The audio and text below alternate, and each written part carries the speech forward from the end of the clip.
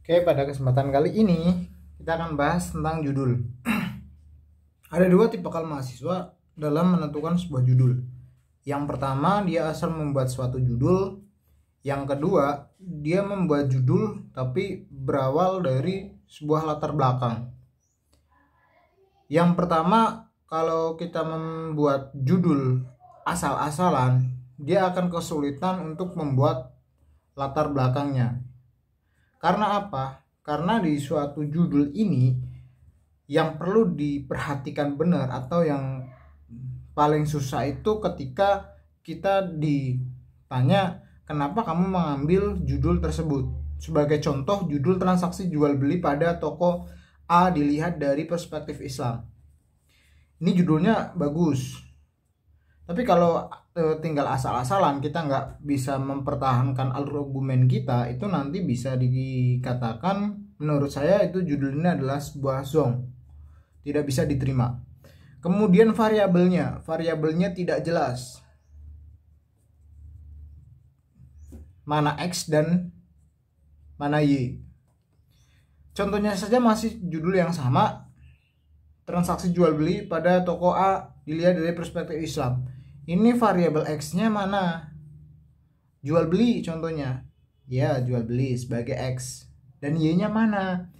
Y-nya perspektif Islam misalnya, ya kan? Studi kasusnya mesti di toko A. Ya, benar. Kenapa variabel X-nya itu jual beli? Ya, karena variabel X-nya itu kan di depan biasanya dan Y-nya di belakang. Tidak seperti itu. Ini kesulitannya kalau kita membuat suatu judul itu ngarang, itu akan sulit untuk kita mengetahui variabel X dan variabel Y-nya. Kemudian tipikal mahasiswa yang kedua itu judul berawal dari latar belakang.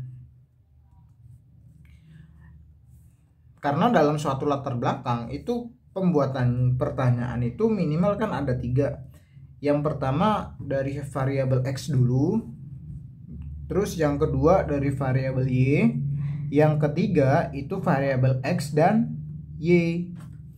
Seperti itu. Jadi dia jelas variabel X dan Y-nya itu jelas. Yang kedua dalam penyusunan latar belakang pun jelas.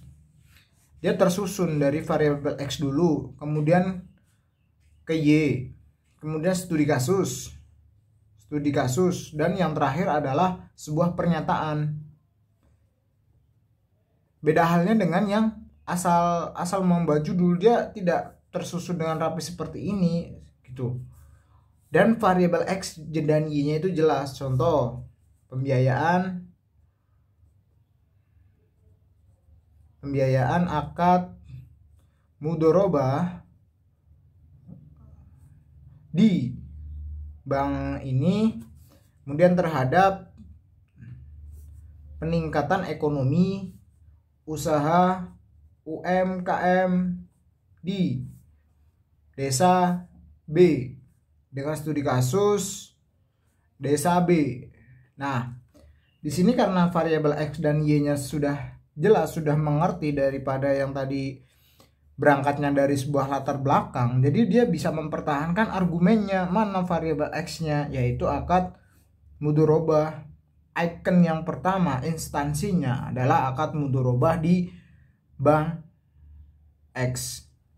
Ini variabel X-nya. Dan Y-nya mana? Terhadap peningkatan usaha UMKM. Ini variabel Y-nya. Kenapa bisa dikatakan seperti itu? Variabel Y itu sebagai apa? Variabel bebas. Dan variabel Y itu sebagai apa? Yaitu sebagai variabel terikatnya atau variabel tujuannya. Ini dalam penentuan suatu judul ya. Ada yang asal, dia pokoknya ada nggak mau tahu ya, judul 3 judul harus dibuat dengan cepat, ya udah dia buat aja ngasal tuh judulnya ya kan.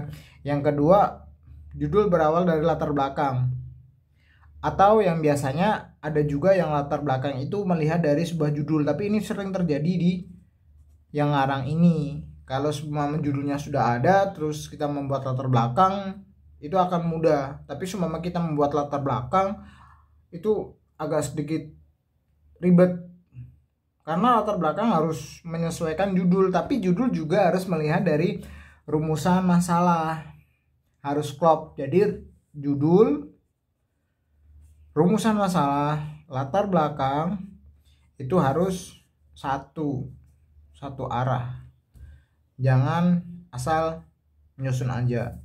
Itu terkait dengan judul ya. Terima kasih.